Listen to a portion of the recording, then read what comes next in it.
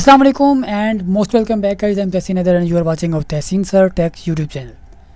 जैसा कि आपको पता है कि हमने CSS की सीरीज़ शुरू करी हुई है और उसमें स्टेप बाय स्टेप हम सारी प्रॉपर्टीज़ के बारे में, सारी वैल्यूज़ के बारे में स्टडी कर रहे हैं। और आज की जो हमारी प्रॉपर्टी है बैकग्राउंड साइज़, बैकग्राउंड की हमारी ये तीसरी वीडियो है।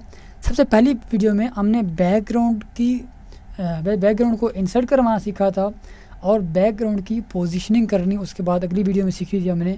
और इस वीडियो में हम सीखेंगे बैकग्राउंड साइज़। ठीक है, अब बैकग्राउंड साइज़ आप काफ़ी तरीक़ों से दे सकते हैं। चलिए उसमें कैसे दे सकते हैं, क्या कर सकते हैं, बग़ैर थ्योरिकल बताए हम फिज़िकल करते हैं। सबसे पहले तो हमने ये यहाँ पे एक बैकग्राउंड जो है वो किया हुआ है। लास्ट वीडियो में, सबसे पहली वीडियो में हमने बैकग्राउंड इंसर्ट करवाया था, रिपीट करवाया था। देन दूसरी वीडियो में हमने पोजीशनिंग करवाई थी। देन आज तीसरी वीडियो में हम करने वाले हैं बैकग्राउंड साइजिंग। सबसे पहले मैं इसको कंट्रोल से करता हूँ और रिफ़्रेश करता हूँ। ठीक है, और ये पुराना जो है हमारा रिफ़्रेश सेट हो गया। अब हम क्या करते हैं कि हम इस पर बैकग्राउंड साइजिंग करते हैं। अब यहाँ पे मैं देता हूँ बैकग्राउंड साइज़। ठीक है, बैकग्राउंड साइज़। बैकग्राउंड साइज़ आप काफ़ी तरीक़ों से दे सकते हैं। जैसा कि मैं यहाँ पे देता हूँ कवर। ठीक है, कंट्रोल S, जस्ट रिफ्रेश। अब ये पूरे पेज पे आ गया।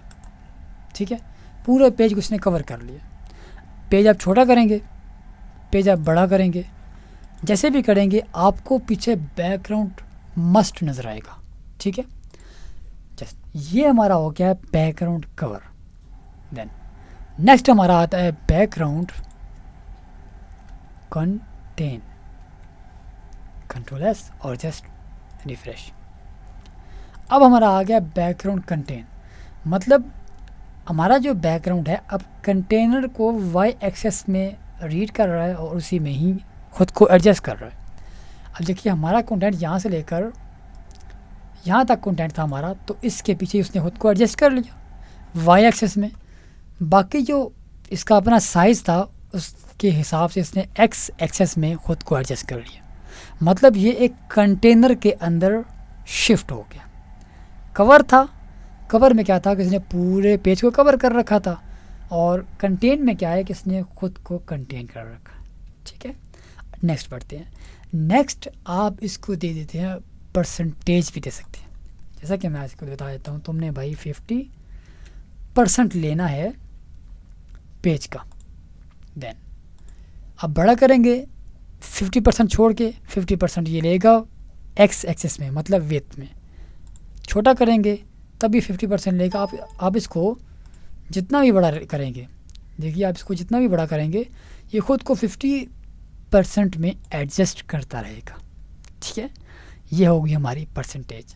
उसके अलावा आप इसको विथ पिक्स में भी दे सकते हैं, मतलब PX पिक्सल्स में भी दे सकते हैं। जैसे कि मैं यहाँ पे दे देता हूँ इसको 200 px, मतलब 200 पिक्सल। कंट्रोल S और रिफ्रेश, और ये देखिए अब ये बड़ा करूँ या छोटा करूँ ये 200 पिक्सल ही रहेगा। ये ख़ुद को ना बड़ा करेगा ना छोटा करेगा, मस्ट खुद को 200 के एरिया में ही एडजस्ट करके रखेगा। राइट, और अब ये तो होगी विड्थ।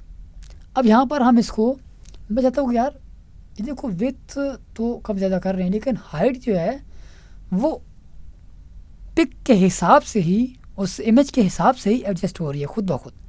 लेकिन मैं कहता हूँ कि नहीं भाई, ये 200 पिक्सल विड्थ रहे और 200 पिक्सल जो है हाइट रहे। तो यहाँ पर मैं देता हूँ विड्थ, ओके, विड्थ दे दूँगा 200 पिक्सल और हाइट भी दे दूँगा। ठीक है, और इस तरह आप विड्थ भी दे सकते हैं और हाइट भी दे सकते हैं।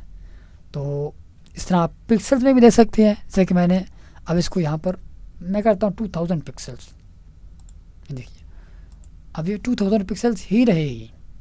मतलब पेज आपका, चाहे आपकी स्क्रीन जो है वो 100 पिक्सल की है, चाहे आपकी 2000 पिक्सल की है, ये ख़ुद को 2000 पिक्सल्स ही रखेगी। ये आपको आपकी स्क्रीन के हिसाब से ख़ुद का एरिया दिखाएगी। ठीक है, तो ये हमारी होती है